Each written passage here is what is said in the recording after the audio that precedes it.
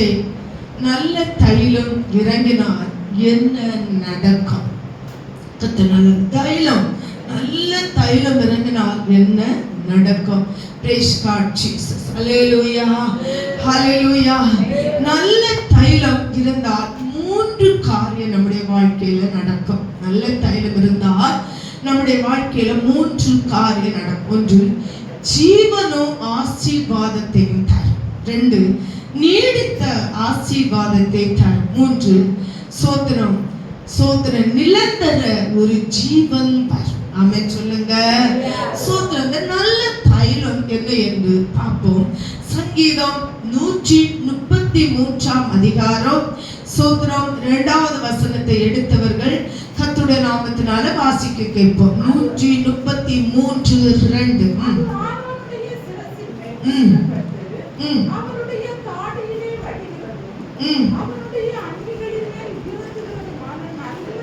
நல்ல தைலம். அந்த தைலம் எங்கெல்லாம் இறங்குமா? சோத்திரம். 2வது வாசிங்க. முதல்ல ஆரோனுடைய சிரசில் இறங்குமா?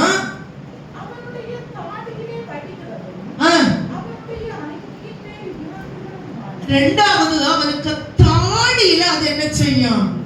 இறங்கும். 3வது அவனுடைய அங்கியில இறங்கும். என்னது? நல்ல தைலம். இந்த தைலத்தை பற்றி நீங்க கேட்டா சொல்லுவீங்க, தைலம் சொன்னாலே என்னது? ஒரு அபிஷேகம். ஆமென் சொல்லுங்க. கர்த்தர் நல்லவர். பாருங்க, இறங்க வேண்டுமானால் நல்ல தைலம் ஊற்றப்பட வேண்டும். தைலம் நம்முடைய சிரசில், தாடியில், அங்கியில் அது இறங்கப்பட வேண்டுமானால் ஊற்றப்பட வேண்டும். அல்லேலூயா சொல்லுங்க. ஊற்றப்பட வேண்டும். நல்ல தைலம் சிரசின் மேல் என்ன செய்யப்பட வேண்டும்? ஊற்றப்பட வேண்டும். 2வது தாடியில் அது என்ன செய்ய வேண்டும்? படிய வேண்டும். ஊற்றப்பட வேண்டும், படிய வேண்டும். அங்கியின் மேல் என்ன செய்ய வேண்டும்? இறங்க வேண்டும். இதுதான் ஒரு மனுஷனுடைய அபிஷேகம், தைலம். அது இறங்க வேண்டும்.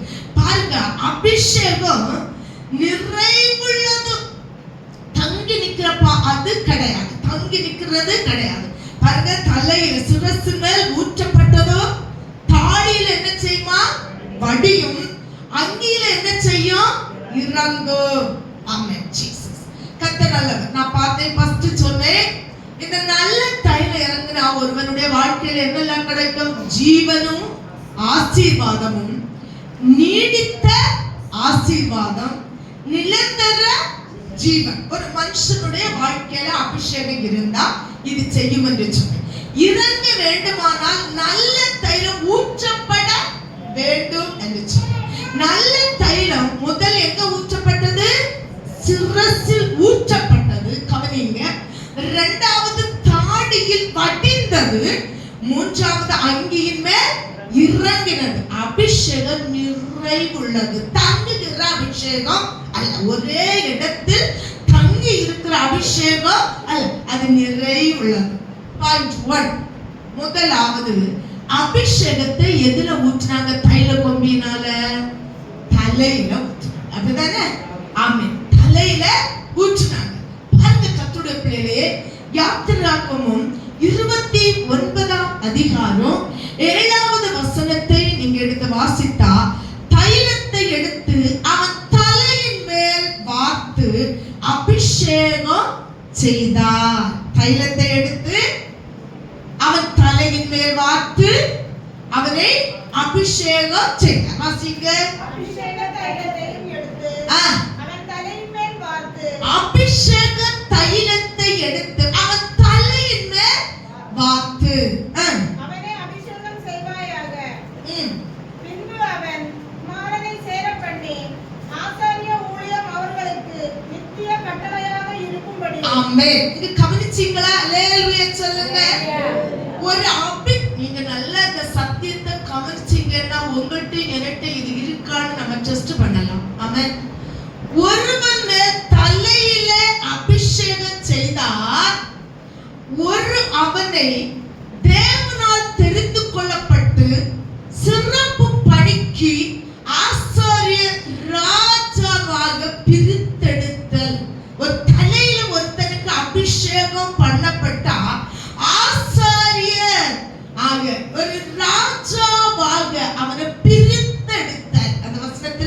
நீங்க வாசிக்க கேட்டீங்க அப்படிதானே? அபிஷேகம் அப்ப ஒரு தலையின் மேல் அபிஷேகம் ஊற்றப்பட்ட பின்பு அவன் யாரா இருக்க மாட்டான், சாதாரண ஒரு மனுஷனா இருக்க மாட்டான். அவன் தலையிலே ஒருவனை தேவன் தெரிந்து கொள்ளப்பட்ட சிறப்பு பணிக்கு அழைப்பார். அழைத்தவன் ஆசாரியனாக ராஜாவாக மாறும். அது வெறும் சடங்கு மாத்திரமல்ல, அந்த தேவ பிரசன்னம், அந்த தைலம் தலையில விட்ட பின்பு அவனுக்குள் ஒரு பிரசன்னம் உருவாகும். ஆமென் சொல்லுங்க. இரண்டாவது சோத்திரம். ஆமென் சோத்திரம். அவனுக்குள் ஒரு அதிகாரம். மூன்றாவது ஆசீர்வாதம்.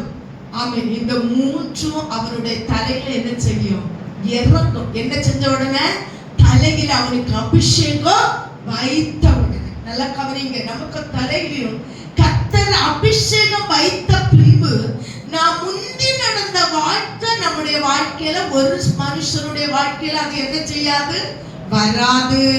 சங்கீதம் 23:5 வசனத்தை வாசிக்கும் போது அது சொல்லுது, அது ஆபத்து காலத்தில் தேவன் தரும் ஆறுதலும் பாதுகாப்பை குறிக்கிறது. ஒரு மனுஷனுடைய வாழ்க்கையில தலையில அபிஷேகித்த பின்பு, தலையில ஒரு அபிஷேகம் வந்த பின்பு அந்த அபிஷேகம் அவனை பாதுகாக்கும். ஆமென்.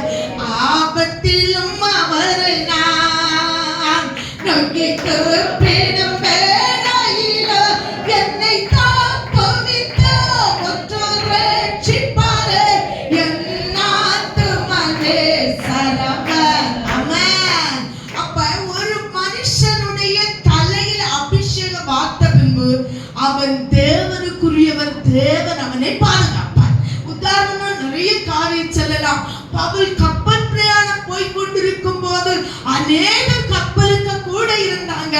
தெரிந்து கொள்ளப்பட்ட பவுலோடு கர்த்தர் பேசினார், மகனே இந்த பிரயாணத்திலே சோத்திரம் சோத்திரம் பொருள் நஷ்டம் தான் வரும் தவிர உன் உயிர் நஷ்டம் வராது. அப்ப பாதுகாவல் அபிஷேகம். தலையில ஒருவன் அபிஷேகிக்கப்பட்ட பின்பு அவனுக்கு இருக்கிறது.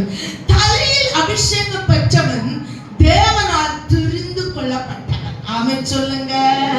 தேவனால் தெரிந்து கொள்ளப்பட்டவன். ஒரு சோத்திர மந்திரி, ஒரு எம்எல்ஏ ஒருத்தங்க வாராங்க, ஒரு 10 பேர் 50 பேர் கூடின உடனே அவங்களுக்கு ஒரு சால்வையை போட்டு கனப்படுத்துகிறாங்க. ஆமென் சொல்லுங்க. அவனை கனப்படுத்துகிறாங்க.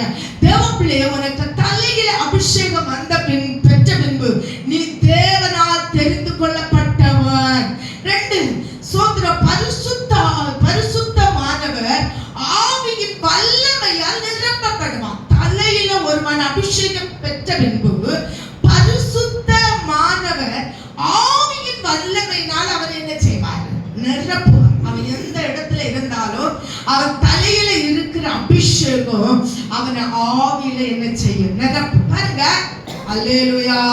கர்த்தரை ஸ்தோத்திரம் பண்ணுவோம். சோத்திரம் சோத்திரம். பழைய ஏற்பாட்டில் அபிஷேகம் எண்ணெயை, தைலங்களை குறிக்கிறது.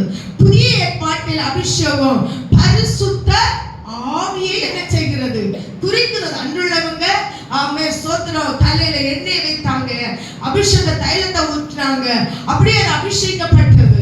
அது இந்த புதிய ஏற்பாட்டுல அபிஷேகம் என்று சொல்லி தேவன் நாமே பரிசுத்த ஆவியை ஊற்றிக் கொண்டிருக்கிறார். 2 ராஜாக்கள் 9 வசனத்தை நாம் வாசிப்போம். 2 ராஜாக்கள் 9:3.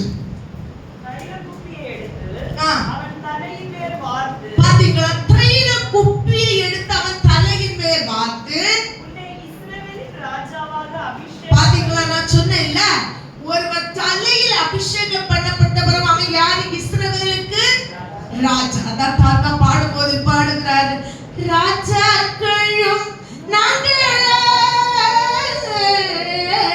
ஆசாரியர்களும் நாங்களே, ராஜாக்களும் நாங்களே ஆசாரியர்களும் நாங்களே. யாரவங்க? அபிஷேகம் பெற்ற யாரெல்லாம்?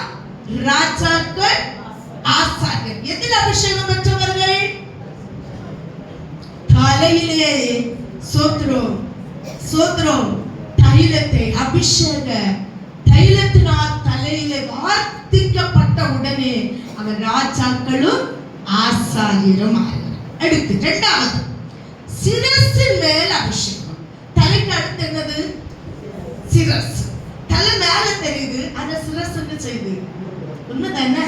இயேசுப்பா எங்க பிள்ளைய பாதம் முதல் சிரசு வரை ரத்தம் கொண்டு ஜெபிப்பீங்களே இப்படி சொல்லி. ஆமா, அந்த சிரசு காண இல்ல காணாத இடத்துக்குள்ள என்ன செய்கிறது இருக்கிறது. ஒண்ணு தெரியுமா? இந்த சிரசு தான் ஒரு மனுஷனுடைய வழிகாட்டி. அங்க போய் இங்க போ அங்க போ, அதை செய் இதை செய், நூதன கதை எல்லாம் செய்யணும்னு சொல்லலாம். ஆனா இந்த அறிந்த அபிஷேக தலையில தைல கொம்பினால் அபிஷேகம் பெற்ற தாவீது கோலியாத்துக்குள்ள சிரசுக்குள்ள கிரியை செய்த கிரியைகளை அறிந்தான். அறிந்தானா இல்லையா? அறிந்து 3 எத்தனை கூழாங்கல் எடுத்தான்? 5 கூழாங்கல். 5 கூழாங்கல் எத்தனை கூழாங்கல் பயன்படுத்தினான்? ஒரே ஒரு கூழாங்கல் எடுத்து அவன் நெற்றியில் பட அடித்தான். ஆமென் சொல்லுங்க. அப்போ சோத்திர லேவியராகமம் 8ஆம் அதிகாரம் 12வது வசனத்தை எடுத்தவர்கள் வாசிக்கலாம். லேவியர் 8:12. சிரசின் மேல் வார்த்தார். முதல் எதை சொன்னேன்? தலையின் மேல் வார்த்தார். இப்ப என்ன சொல்லுகிற பாருங்க, வாசிங்க. அபிஷேக தைலத்திலே கொஞ்சம் பாத்தீங்களா? ஆரோனுடைய சிரசின் மேல். நேரத்தை யாருக்கு தலைக்கு மேல பாத்தீங்க? ஆரோனுடைய தலையின் மேல். இப்ப ஆரோனுடைய சிரசின் மேல். அப்ப நம்ம சிரஸ்ல கண்டிப்பா அபிஷேகம் வேணும். அந்த சிரஸ் நம்ம சொல்லுவோம் சிந்தனை சொல்லலாம். ஆமென் சொல்லுங்க. கர்த்தர் சொல்றார் அபிஷேகம் ஆரோனை பிரதான ஆசாரியனாக மாற்றிட்டு. யாரை மாற்றிட்டவன? ஆசாரியனாக ராஜாவாக மாற்றிட்டு. கரங்களை தூக்கி புரியுது சொல்றவங்க. தலையில அபிஷேகம் பண்ணப்பட்டவன் ஆசாரியனாகவும் ராஜாவாகவும் மாறினான். சிந்தையில் அபிஷேகம் பட்ட பின்பு அவன் யாரா மாறினான்? சோத்ரம் ஆசாரியனாக மாற்றப்பட்டான். பிரதான ஆசாரியனாக மாற்றப்பட்டான். வாசிங்க திருப்பி. அபிஷேக தைலத்திலே கொஞ்சம் ஆரோனுடைய சிரசின் மேல் வார்த்து அவனை பரிசுத்தப்படுத்தும்படி அபிஷேகம் பண்ணினான். அவனை என்ன பண்ணாங்க? பரிசுத்தப்படுத்தும்படி அவனை. அப்ப நம்ம சிந்தையில சிரசின் மேல என்ன வேணும்? பரிசுத்தம் வேணும். பரிசுத்தம் வேணுமானால் அந்த சிரசின் மேல என்ன வேணும்? அபிஷேகம் வேணும். ஆமென் சொல்லுங்க. சோத்திரம். Price the Lord. சாதாரண நிலையிலிருந்து பிரித்தெடுத்து அவனை தேவனோடு நேரடியாக தொடர்பு கொள்ள முடியாது. முடியுமா? முடியாது. ஒரு சோத்திரம் தேசத்தின் தலைவனாக வேண்டுமானால், உண்மையான ஒரு தேர்தலை நிற்க வேண்டுமானா பிரசிடென்ட் ஆகணும். அப்படிதானே? இரண்டாவது யாரு? கவுன்சிலரா?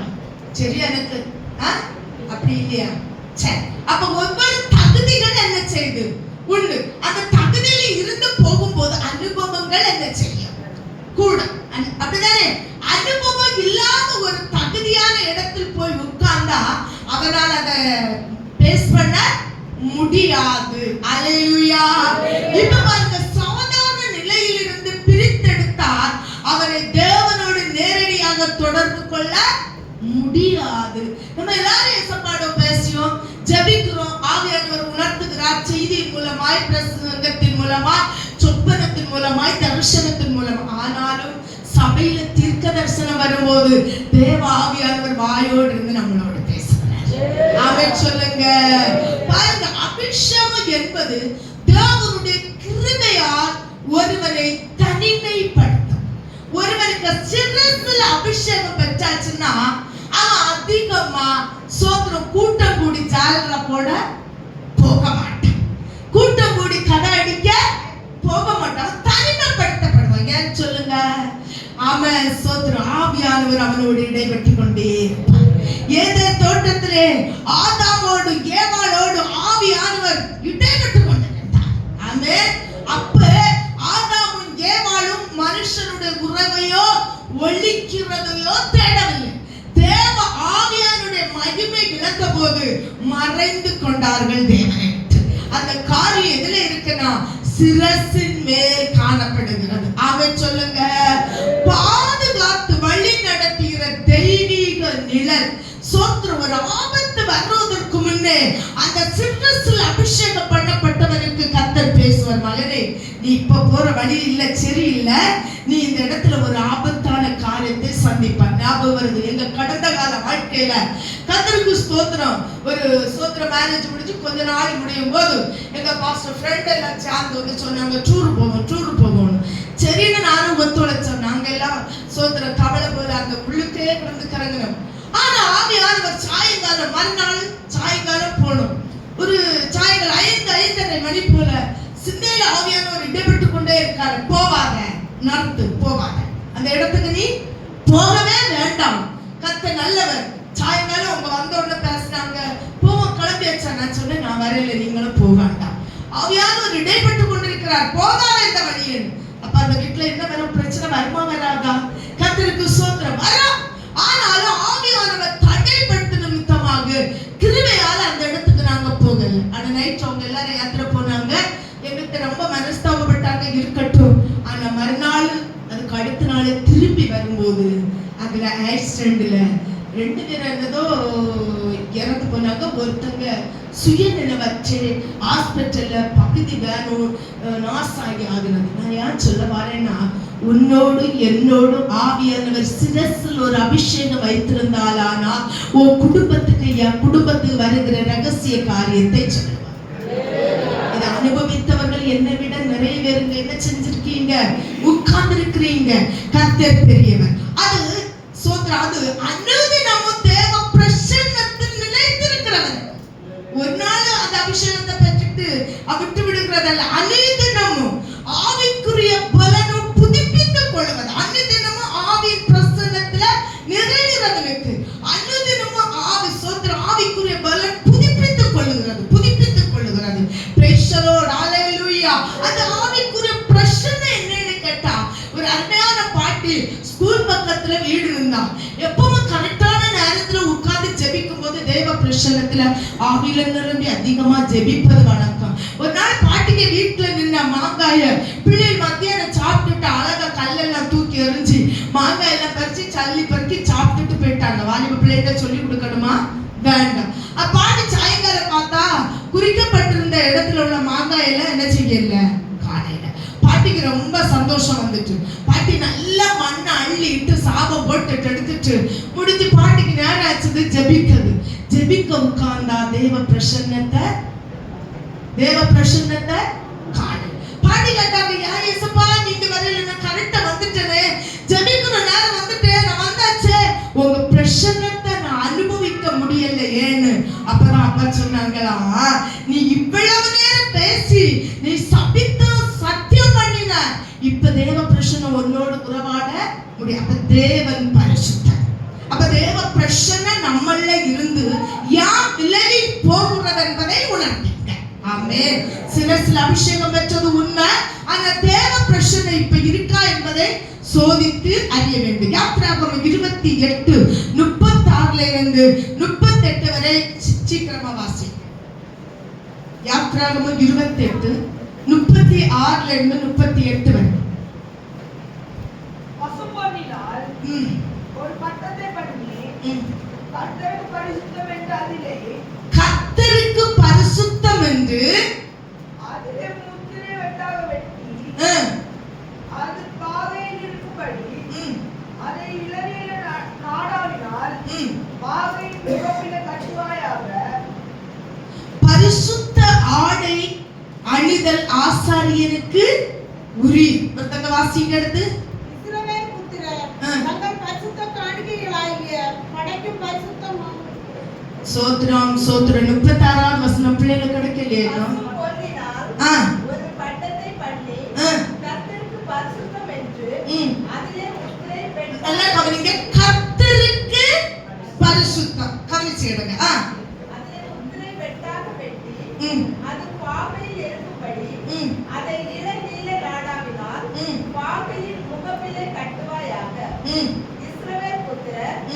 தங்கள் பரிசுத்த காணிக்கைகளாக படைக்கும் பரிசுத்தமானவைகளின் தோஷம். காணிக்கை என்னது? காணிக்கை என்னது? பரிசுத்தமுள்ள காணிக்கை. நீ எப்படி காணிக்கை குடிக்கிற பிள்ளையே? காணிக்கை கொடுத்துட்டு வீட்டுல போய் எப்படி எல்லாம் முறுமுறுத்து பேசிய? குடிக்க நம்ம நாசமா வரும், குடிக்க நம்ம உருப்படியாமா, வாங்கியவங்க எப்படி இருக்காங்க எல்லாம் பேசியல. கர்த்தருக்கு கொடுக்கிற காணிக்கை எப்படி இருக்கணும்? பரிசுத்தமா இருக்கணும்.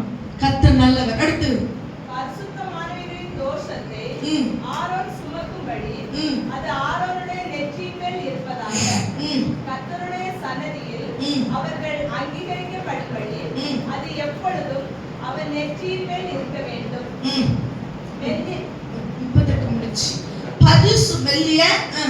மெல்லிய பஞ்சு நூலால் விசித்திரமான உள் சட்டையையும் மெல்லிய பஞ்சு நூலால் பாகையும் உண்டாக்கி. பாருங்க, திருப்பி நீங்க வீட்ல போய் வாசிங்க. வஸ்திரத்தை குறிக்கும் பரிசுத்த ஆடை அணிதல் ஆசாரியனுக்கு உரியது. அந்த ஆடை மகிமை பொருந்தின உடைகளாயிருக்க வேண்டும்.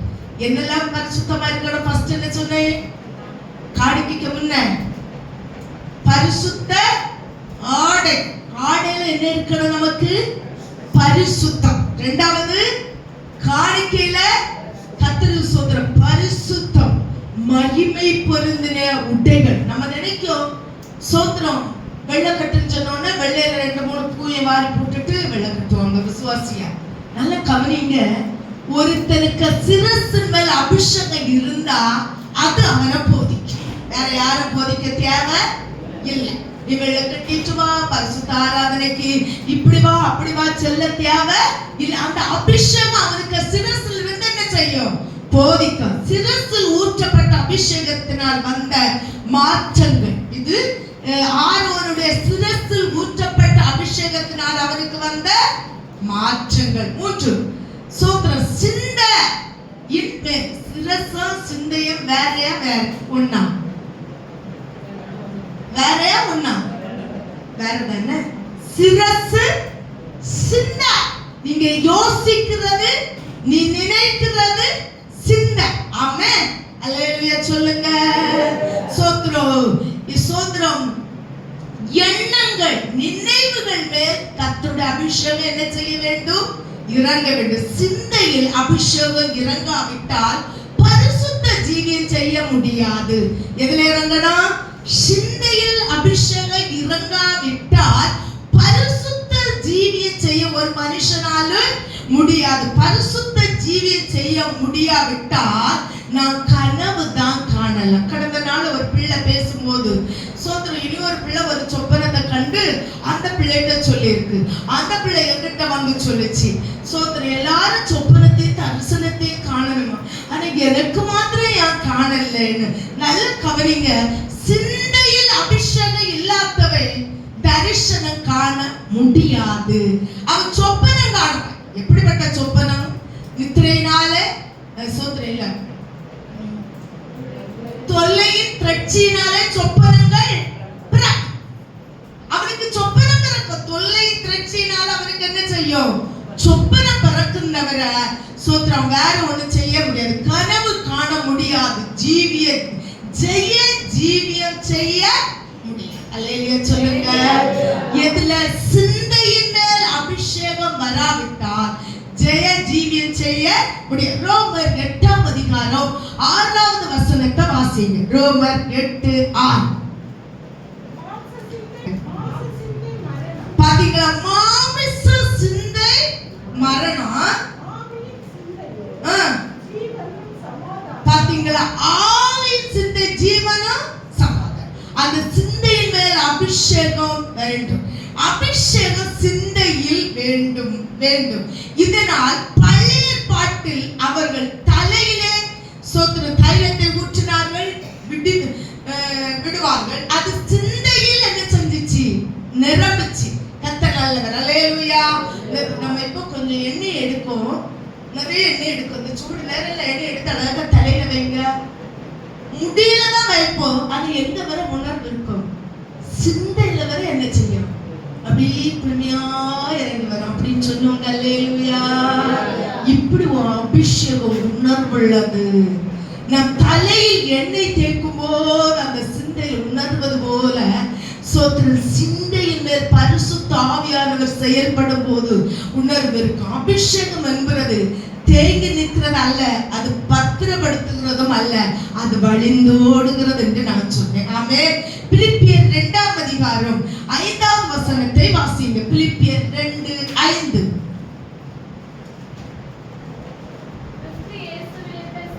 பாத்தீங்களா? கிறிஸ்து இயேசுவில் இருந்த சிந்தையே, அந்த கிறிஸ்து இயேசுவுக்கிட்ட இருந்த சிந்தையில என்ன இல்ல? பொறாமை இல்ல, வன்கள் இல்ல, எரிச்சல் இல்ல, அடுத்து வாழலாம் நான் வாழலையே சொல்ற எண்ணம் இல்ல, சோத்திரம் அடுத்தவரை தாக்க வேண்டும் என்கிற எண்ணம் இல்ல. அதனால கிறிஸ்து இயேசுவின் சிந்தை உங்களில் என்ன செய்ய வேண்டும்?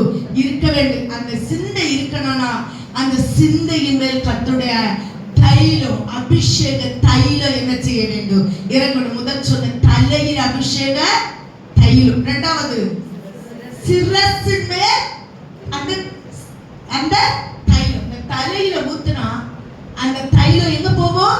சிரஸ். சிரசுக்கு அந்த தைலம் போனா எங்க போகும்? சிந்தைக்கு போகும். அல்லேலூயா சொல்லுங்க. நான்கு, புத்தியின் மேல் அந்த தைலம் வர வேண்டும். என்னத்துக்கு மேல? புத்தி. புத்தி எங்க இருக்குன்னு கண்டுபிடிங்க பாப்பா. புத்தி எங்க இருக்குது? தலைக்குள்ளதான் இருக்குது, மூளைக்குள்ளதான் இருக்குது. சிந்தைக்கு அடுத்த பக்கம் அது என்னது? புத்தி. சிந்திக்க வச்ச உடனே புத்தி தெளிந்தது. ஆமென். வாசிங்க. யாத்ராகமம் 31ஆம் அதிகாரம் 2ல இருந்து 5ஆவது வசனம் வரை. யாத்ராகமம் 32ல இருந்து யாத்ராகமம் 31 2ல இருந்து 5 வரை வாசிங்க.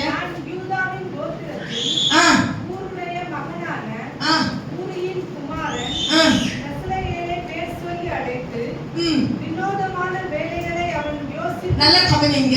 பெயர் சொல்லி அழைத்து வினோதமான வேலைகளை அவன் யோசித்து செய்கிறது. நல்ல கவனிக்கிறீங்களா?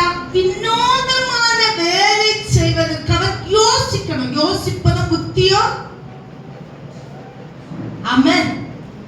யோசித்து செய்கிறதற்கும் பொன்னிலும் வெள்ளியிலும் வெண்கலத்திலும் வேலை செய்கிறதற்கும் ரத்தினங்களை முத்திரை வெட்டாக வெட்டி பதிக்கிறதற்கும் மரத்தில் சித்திர வேலைகளை செய்கிறதற்கும் மற்றும் சகலவித வேலைகளையும் யூகித்து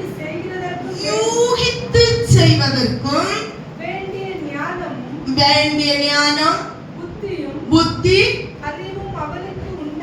அறிவும் அவனுக்கு உண்டாக அவனை தேவ ஆவியினால.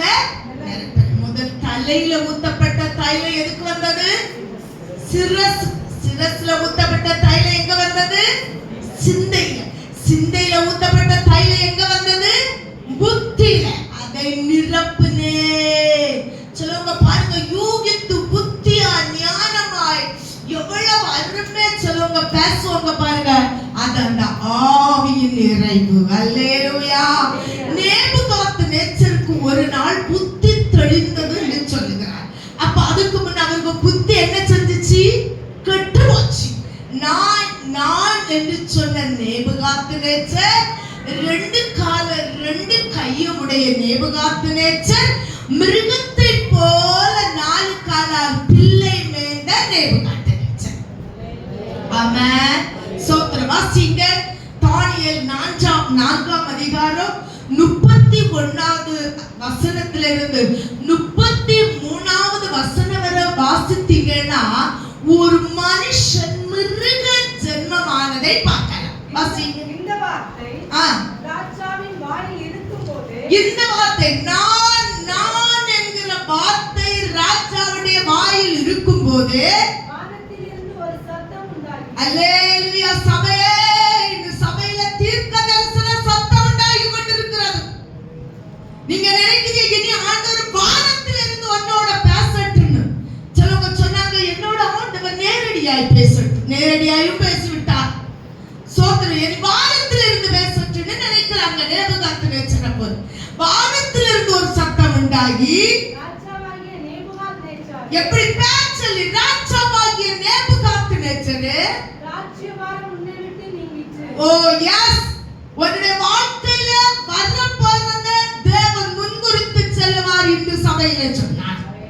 Praise the Lord. நேபுகாத்நேச்சரே உன் ராஜ்யபாரம் உன்னை விட்டு நீங்கிற்று. மனுஷரினின்று தள்ளப்படும். பத்து மனுஷனிலிருந்து தள்ளப்படும். மனுஷனிலிருந்து தள்ளப்பட வேண்டுமானால் உனக்கு புத்தி தாறுமாறாக வேண்டும். ஆமென். நேத்திக்கு எங்களை வளர்த்த ஒரு அருமையான எங்க தாயார் ஊழியக்காரர் இறந்து போனாங்க. ஆனா சில சூழ்நிலையில போக வேண்டாம் நினைத்த பலர்கள் உண்டு நாங்க. ஆனாலும் போக வேண்டும் என்று அங்க போகும்போது ஒரு பிள்ளை என்னை பார்த்து சொல்லு கூட ஜபா அப்படி ஜபாலே அப்படின்னு கூப்பிடு. அவன் என்ன பிள்ளை, அவன் ஒரு பிள்ளை. நான் அப்படியே 2 தடவை பார்த்துட்டு பேசாத இருந்தேன். இந்த குட்டி பார்வை பேரு ஜபா குட்டி அப்படின்னு சொல்லிச்சு. அப்ப என்ன பாஸ்டர் கூப்பிட்டாரு ஒரு காரியம் பேச. நான் அவர்கிட்ட நீங்க அப்ப இவன் வாடி வந்து சொல்ல பாஸ்டர் இந்த ஜபா குட்டிட்டு நான் பேச அந்த குட்டி பேசல அப்படின்னு சொல்லி என்ன சொல்றேன். நான் திரும்பி பார்த்து கையல்ல அப்படின்னு சொன்னேன். ஒரு அருமையால் வளர்ந்து வந்த பிள்ளை இன்னைக்கு அவனுக்கு புத்தி சுயமாறி இருக்கிறான். முதல் கட்டா நீ ஜபானா அப்படி கட்ட ஒரு நாள் அக்கா அப்படி என்று கூப்பிட்டு பேசி சிநேகித்து சிநேகமா இருந்த பிள்ளைக்கு புத்தி மாறாட்டம். இப்ப புரியுதுல்ல? ஒரு மனுஷன் மிருகமாய் தள்ளப்படுகிற வேண்டுமானால் அவனுடைய புத்தி தான் முதல் மாறும். கண்டுபிடிக்கலாம். ஆமென். ஒரு வாலிப பிள்ளை தேவனை விட்டு குடும்பத்தை விட்டு மாறுதுன்னா அந்த பிள்ளைய நடவடிக்கையில புத்தியில நம்ம என்ன செய்யலாம்? கண்டுபிடிக்கலாம். இது புத்தி மாறாட்டம் ஆகிறது. நேபுகாத்நேச்சரே முதல் மனுஷரில் இருந்து நீ என்ன செய்யப்படுகிறார்? தள்ளப்பட்ட. மனுஷனுக்கு மனசாட்சி உண்டு, மிருகத்துக்கு மனசாட்சி உண்டா? வளர்த்த மிருகம் வளர்த்தவனை என்ன செய்யுது? கொல்லுது. ஆமென். அப்ப மிருகத்துக்கு அவன் தள்ளப்படுகிறான். நாட்டி கட்ட மனுஷனாய் மாறுவான். சோத்திரம். மிருக ஜீவனை போல மாறுவான். கர்த்தர் நல்லவர். ஆமென் சொல்லுங்க. அடுத்து வாசிங்க. வெளியின் மிருகங்களோடு சஞ்சரிப்பான். இவன் மனுஷர்ல இருந்து தள்ளப்பட்ட உடனே நேத்து வர மனுஷனோடு தேவ பிரசன்னத்துக்குள்ள தேவனோடு தேவ ஊழியக்காரரோடு தேவ பிள்ளைகளோடு உறவாடினவன் இப்ப எங்க போறாய்? வெளியில் உள்ள மிருகத்துக்கு போறான். ஒருத்தன் புத்தி கட்டு இருப்பானால் அவன் சொந்த குடும்பத்தை விடுவான், சொந்த வாழ்க்கையை விடுவான், சொந்த சபையை விடுவான். வெளியில உள்ள மிருகங்களோடு சஞ்சரிக்க பார்ப்பான். அல்லேலூயா. அடுத்து மாடுகளை போல் புல்லை மேய்வாய். அடுத்தவன் எங்க மாய்ச்சாய்? சாப்பிட்டு சோறு சாப்பிட்டு நல்ல ஆகாரம் சாப்பிடுவே. இப்ப என்ன சாப்பிடியாய்? புல்லை மேய்கிறான். இப்படியே உன்னதமானவர் மனுஷருடைய ராஜ்யத்தில் ஆளுகை செய்து. நல்ல கவிங்களா, மனுஷருடைய ராஜ்யத்தை சிந்தையில கர்த்தர் ஆளுகை செய்ய. நான் புத்தியை கர்த்தர் ஆளுகை செய்ய வேண்டும். அடுத்து நமக்கு சித்தமாய் இருக்கிறவனுக்கு அதை கொடுக்கிறார் என்பதை நீ அறிந்து கொள்ளும் மட்டும். நல்ல கவனிங்க. இந்த ஒரு வார்த்தை தேவ பிள்ளைகளை இருதயத்தில் இருக்கட்டும். ஊழிய கர்த்தரால் வந்தது. சபை கர்த்தருடையது. ஊழியக்காரன் கர்த்தருடையவர். விசுவாசி கர்த்தருடையவர். ஆனா அவனுக்கு யாரு இருக்க வேண்டும், யாரு வைக்க வேண்டும், அவருக்கு என்ன செய்யணும் தெரியும். ஒருத்தர் தள்ளினால ஒருத்தனை கொண்டு கர்த்தர் என்ன செய்வார்? கட்டுவார். அந்த லாஸ்ட் வாசித்ததை திருப்பி வாசி. நமக்கு சித்தமாய் தமக்கு சித்தமானவர்களை கொண்டு தேவன் சபையை நடத்துவார். ஆமென். அல்லேலூயா. ஆமென். அடுத்த வாசி. நமக்கு சித்தமாய் இருக்கிறவனுக்கு அதை கொடுக்கிறார் என்பதை நீ அறிந்து கொள்ளும் மட்டும். 7 காலங்கள் உன்னை கடந்து போகும். 7 காலங்கள் புத்தி மாறாட்டத்துக்குள்ள யார் இருந்தா? நேபுகாத்நேச்சர். சபையே, நீ ஜெபிக்கும் போது ஆவியானவர் புத்தியோடு இடைபடுகிறாரா? அதான் 7 காலம் மட்டும் இந்த நேபுகாத்நேச்சரை போல வெளியில உள்ள மிருகங்களோடு சஞ்சரிக்கிறாயா? ஸ்தோத்திரம். ஒண்ணு தெளிவா, நிறைய பேச வேண்டாம். ஆவியானவர் உங்களோடு பேசுவாராக. அடுத்து அவனுக்கு புத்தி தெளிந்தது. 36வது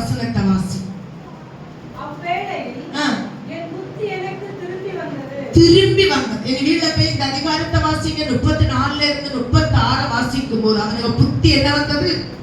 திரும்பி வந்தது. ஒருவேளை நீ மாடை போல பிள்ளை மேய்ந்து தேவ பிரசன்னத்தோடு தேவ ஊழியக்காரோடு சபையோடு தேவ பிள்ளைகளோடு ஐக்கியம் அந்யோன்யம் இல்லாம நீ வெளியில மிருகங்களோடு இருப்பாயானால் இன்னைக்கு இந்த வார்த்தையை கேட்கும் போது கர்த்தர் உன்னுடைய புத்தியை என்ன செய்யட்டும்? தெளிவிக்கட்டும். அவருக்கு புத்தி தெளிந்தது. கர்த்தர் ஒரு தெளிவு வர வேண்டும் புத்தியில. நான் தெரியாத பேசிட்டேன், தெரியாத நடந்துட்டேன், என் சாதகத்துக்காக பேசிட்டேன். பேசாத. புத்தியில அபிஷேகம் இருக்க வேண்டும். சபையை குறை பேசாத, ஊழியக்காரனை குறை பேசாத, கர்த்தருக்கு விரோதமா பேசாத, மனதுணிந்து பேசாத, புத்தியில் தெளிவாயிரு. ஆமென். பாருங்க, எபேசியர் 2ஆம் அதிகாரம் 17வது வசனம் சொல்லப்பட்டிருக்கிறது. எபேசியர் 2:17. நல்லா கவனிங்க. தூரமா இருந்த உன்னை சமீபமா இருந்த அவர்களுக்கு சமாதானத்தை. எதுல உன புத்தி தெரிந்து பார்த்தியா? சமாதானத்தை சுவிசேஷமாய் அறிவிக்கப்பட்ட போது புத்தி உண்மை சொல்றவங்க அல்லேலூயா சொல்லுங்களா. அலைந்தே பல நாள் உம்மையே அறியாத அலைந்தே திரிந்த நான் அழைத்தேன் பாரு என்னையும் நீர் அழைத்தீர். அல்லேலூயா. அழைப்பு பெறமில்ல. நீ புத்தி கட்டு மிருகத்தை போலதான் இருந்த. அழைத்தவன் ஒரு புத்திக்கு என்ன வந்தது? தெளிவு வந்தது. நீதிமொழி 1ஆம் அதிகாரம் 22வது வசனத்தை வாசிக்கும் போது நீதிமொழி 1:22.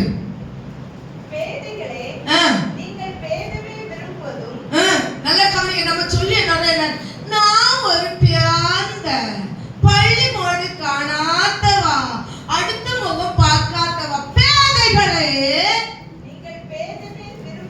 நீ பேதையை யாம் விரும்புகிறாய்? விரும்புவதும் நிந்தனைக்காரனே. சிலவங்களுக்கு அடுத்தவங்களை நிந்திக்காம இருக்கவே முடியாது. அதுல ஒரு பிரியம். நிந்தனைக்காரனே, நீ நிந்திப்பதில் பிரியப்படுவதும் மதியினரே.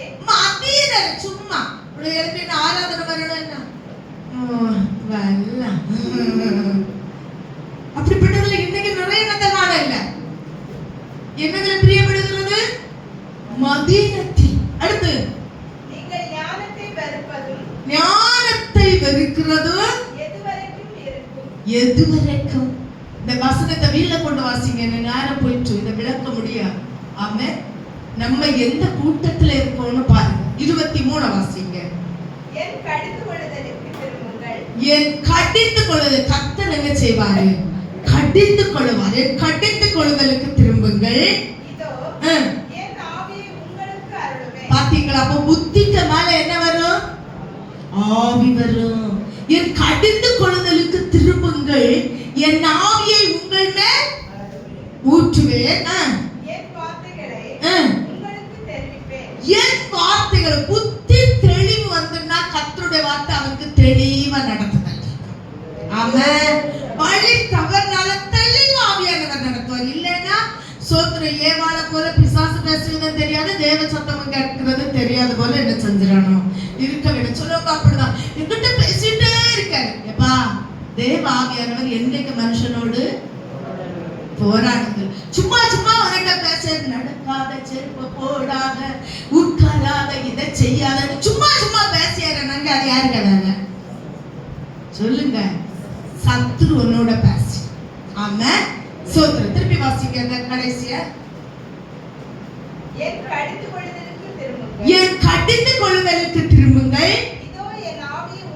சபையில தேவன் தீர்க்க தரிசனம் மூலமாய் கடிந்து கொண்டிருக்கிறான். அதுக்கு திரும்பு.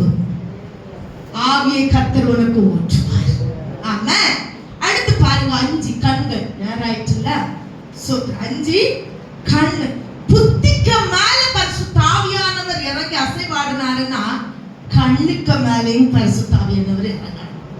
ஆமென் சொல்லுங்க. கண்ணு வழிகாட்டுமா புத்தி வழிகாட்டுமா? சபையே, கண்ணுதானா? கண்ணு வழிகாட்டுமா புத்தி காட்டுமா?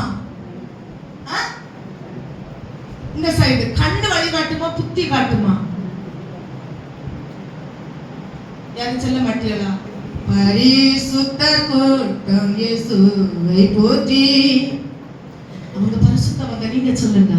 ஏமா இந்த இடத்துல அங்க போனோம்னா பக்கம் உன புத்தி சொல்ல போ, அந்த வழியா உன் கண்ணு பார்வை காட்டு. ஆமென். Praise the Lord. கண்ணுக்கு மேலேயும் கர்த்தருடைய அசைவாடுதல் வேணும். யோபு சொல்லும்போது 31ஆம் அதிகாரம் 1ஆம் வசனம் சொல்லுகிறார், உடன்படிக்கை பண்ணினேன், கண்ணுக்கு உடன்படிக்கை பண்ணினேன் நான். சோதரம் என் கண்ணோட உடன்படிக்கை பண்ணின நான் ஒரு கன்னிகையின் நினைப்பா இருப்பது எப்படி என்று பார்த்தா அவ்வளவு மாய. வீட்டுல ஒரு மனைவி, போற இடத்துல கண்ணுக்கு உடன்படிக்கை இல்லாத ஒரு மனைவி, சிரிச்சக்கு ஒரு மனைவி, பேசக்கு ஒரு மனைவி, டைம் பாக்ஸ் ஆக ஒரு மனைவி. ஐயோ, மனைவியை விட்டு அதை விட மிச்சம் புருஷன் இப்பதான் வேலைக்கு போனாருன்னு போன் பண்ணியதுல ஒரு மனைவி, அதுல ஒரு டைம் பாக்ஸ் ஒரு மனைவி. அல்லேலூயா. கண்ணுல உடன்படிக்கை இல்லாத எந்த ஸ்திரீயானாலும் எந்த புருஷனானாலும் பரிசுத்தமாய் வாழ முடியாது. நல்லா ட்ரெஸ் பண்ணி சுசாக்ஸ் எல்லாம் இன் பண்ணி சும்மா பேக்ஸ்ல கொஞ்சம் துண்டங்களை வச்சுட்டு ஒரு புருஷன் மேலே கீழே ஸ்ப்ரே அடிச்சுட்டு ப்ரே அடிச்சுட்டு போறேன்னா கவனமா இருக்குதா? அல்லேலூயா. புருக்க மேல கண்ணு பச்சனா பச்சையா ஒன்ன அபிஷேகம், ஆடல கண்ணு பச்சனா அவே அம்போதா அபிஷேகம்.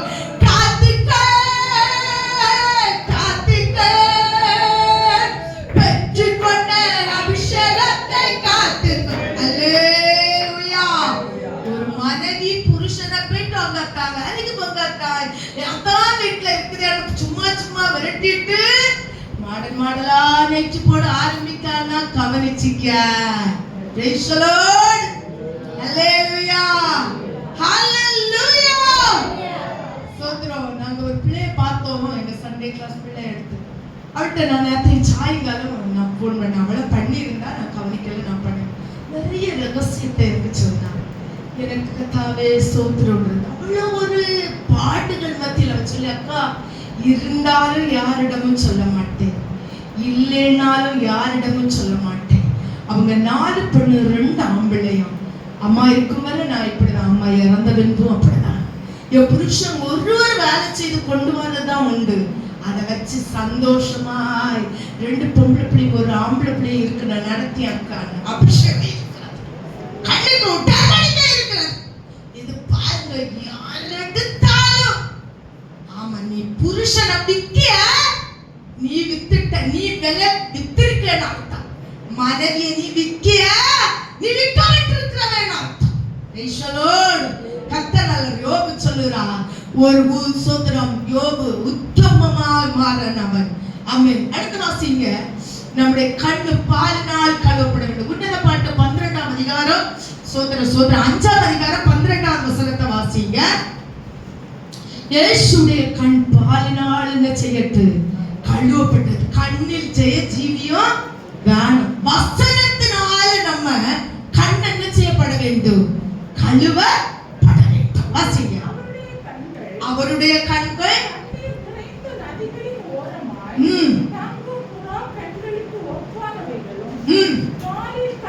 பாலினால் கழுவப்பட்ட நேர்த்தியான கண்ணு. கர்த்தருடைய பிள்ளையே, நம்ம கண்ணுல ஒரு கலங்கி இருக்கட்டும். முந்தி உள்ள அம்மா மாதிரி சொல்லுவாங்க, கல்லானால கிழமை புல்லானால புருஷன். இப்போ உள்ள யூத்து எழுதி வைக்கும். கர்த்தர்னால எப்படி எழுதி வச்சோம்? பணக்காரங்க வீட்டுல பெல் அடிப்பாங்க, ஒரு பெல் நான் எழுதி வச்சிருக்கணும். அதை இப்போ உள்ள வாலிப பிள்ளைகளை எழுதி வைக்காங்க. அதை மீறி போனா டைவர்ஸ்க்கு வாட சொல்லியாங்க. அன்னுள்ள கல் எங்க போச்சு, இன்னுள்ள புல் எங்க போச்சு? சத்தியம் இல்ல. தேவ பிள்ளைகளே, கண்ணுக்கு உடன்படிக்க வேணும், அபிஷேகம். அதற்கு அகத்தின் சோத்திரம் 6 முகம் ஸ்பீடா பிடிச்சிட்டு வச்சுக்கேன். அகத்தின் அழகு முகத்தில் தெரியும். ஒரு மனுஷன் அபிஷேகம் பெற்றவன் முகம் தனி பிரகாசத்துல தெரியும். நீங்க நம்ம சோத்திரம் அவங்க தீர்க்க தரிசனம் சொல்லும் போது அவ்வளவு முகத்தை நீங்க பாருங்க, அப்படி அதே தான் பார்க்க ஆசையா இருக்கு. அந்த பேஸ் அந்நிய பாசை மாற அந்த பேஸ் கலர் மாறிட்டே இருக்கு. பாருங்க ஒரு நாள் அதை மாத்திரமாவது பாருங்க.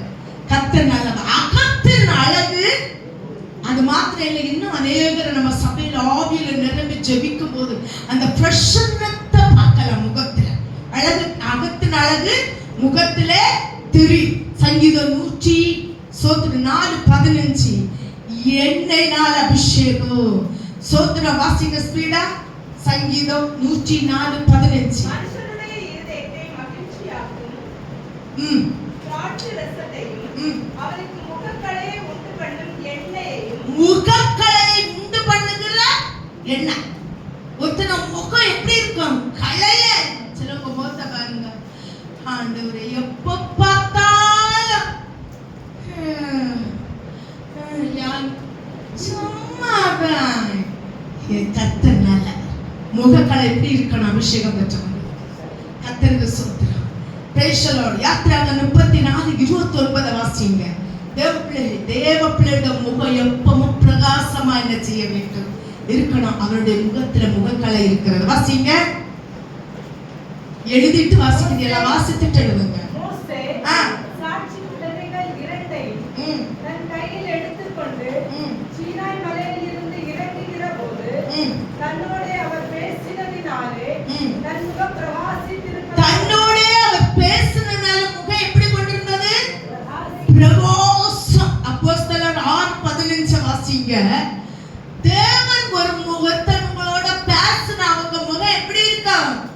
தூக்கு மூச்சு போல இருக்காது. நம்ம கேட்ட போற வாரம் கண்ணெதிரையில் ஆவி. அதனால என்ன சபையில நிறைய பேர் உறங்க இல்ல, கொஞ்சமாவது ஆவியானவர் கிரியை செஞ்சிருக்காருன்னு நான் நினைக்கிறேன்.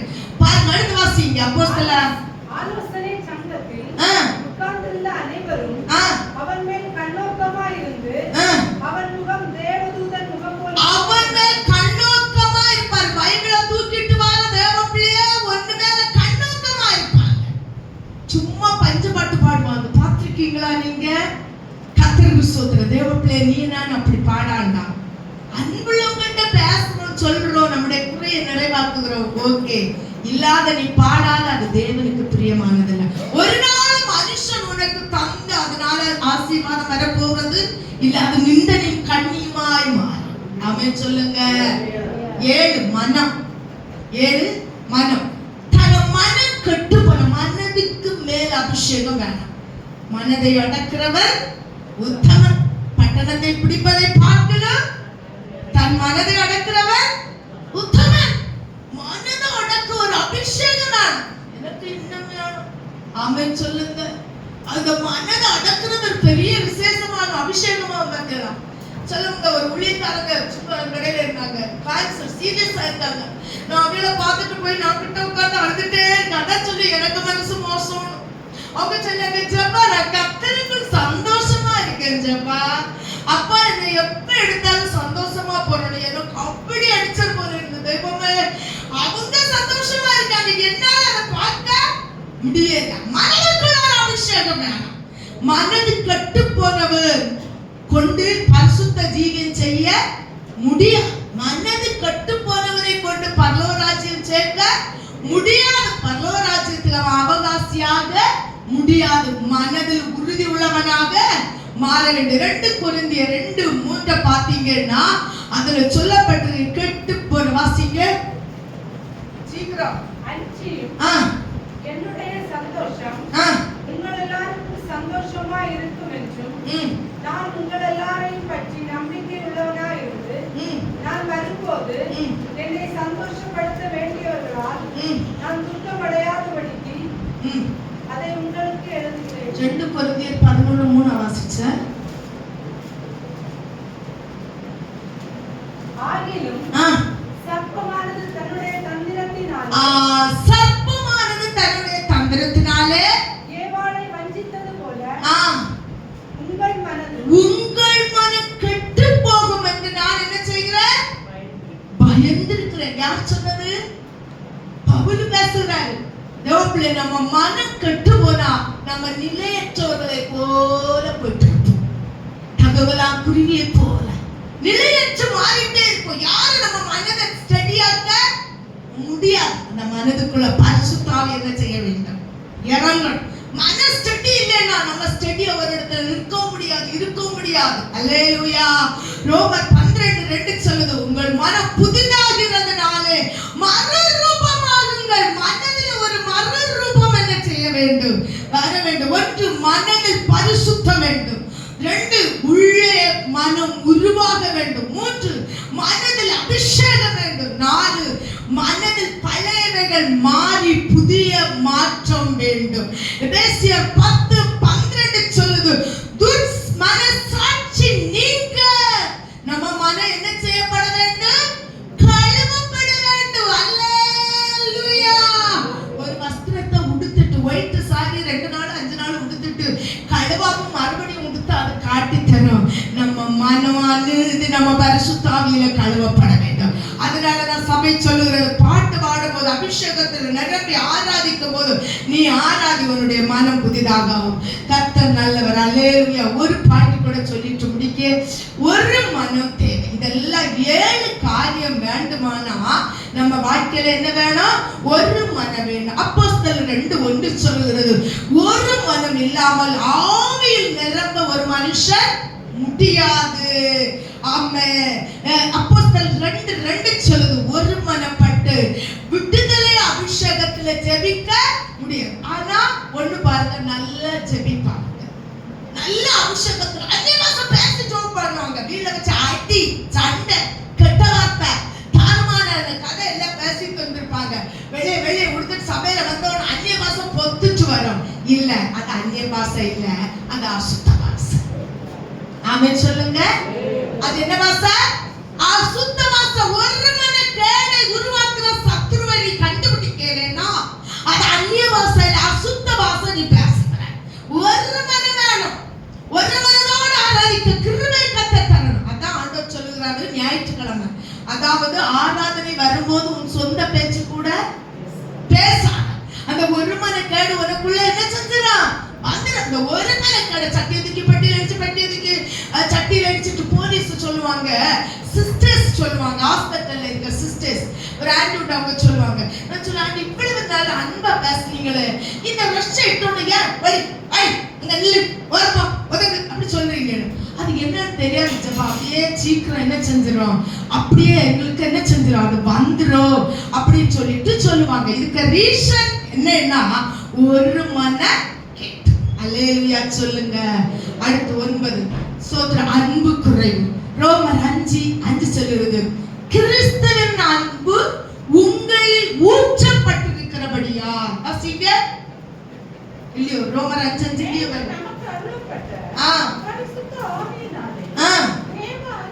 தேவ அன்பு நம்மள இருதயங்கள்ல என்ன செய்யணும்? தேவ அன்பு ஊற்றப்பட்டிருந்தா சகிக்கிற தன்மை இருக்கும். தேவ அன்பு ஊற்றப்பட்டிருந்தா மன்னிக்கிற சுபாவம் இருக்கும்.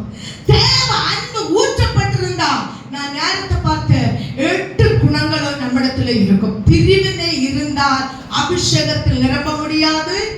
சோத்ரம் என்னை தப்பு சோத்ரம் சோத்ரம் சோத்ரம் ஆவியில் நிரம்புள்ள கிருபை மாறு. கிருபையும் வரங்களும் ஒண்ணு மாறாது. ஆமென். என்னைக்கோ பெற்ற அபிஷேகம் இன்னைக்கே இருக்கும். சோத்ரம். அல்லேலூயா. என்னைக்கோ பேசுன சினிமா பாட்டு கேட்டோன்னு நினைவு வருது இல்ல, அது போல இருக்கும் அபிஷேகம். ஆனா அது போயிருக்கா ஜெகாட்ஸ் தான் வச்சு நாம பேசிட்டு இருக்கோம். ஏன்னா நம்மகிட்ட ஆவி நிறைவு இருக்காது. ரோமர் 11:29 வாசித்தீங்க. அடுத்து பாத்தீங்கன்னா 10 தாடியில வடிந்தது. ஆமென் சொல்லுங்க. தாடியில வடிந்தது. சோத்திர தேவப்பிள்ளை, தாடி என்று பார்க்கும்போது அந்த அபிஷேகம் தாடிக்கு மேல வடியணும். சாபத்தின் மேல் அக்கிரமத்தின் மேல் அந்த அபிஷேகம் வடியணும். ஆமென் சொல்லுங்க. சோத்திர வாசிங்க. ஏசாயா 50:6 ஒப்பு கொடுத்து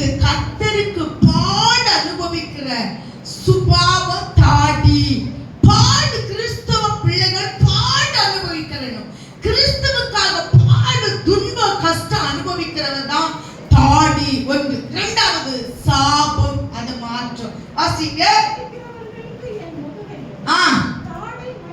பாத்தீங்களா? தாடை மயிரை பிடிக்குகிறவர்களுக்கு என் தாடை ஒப்பு கொடுத்தேன். இன்னும் கிறிஸ்தவ ஜனங்களுக்கு பாட அனுபவிக்க என்ன இல்ல, விருப்பம் இல்ல. தேவனுக்கு பிரியமா இருக்க பாட.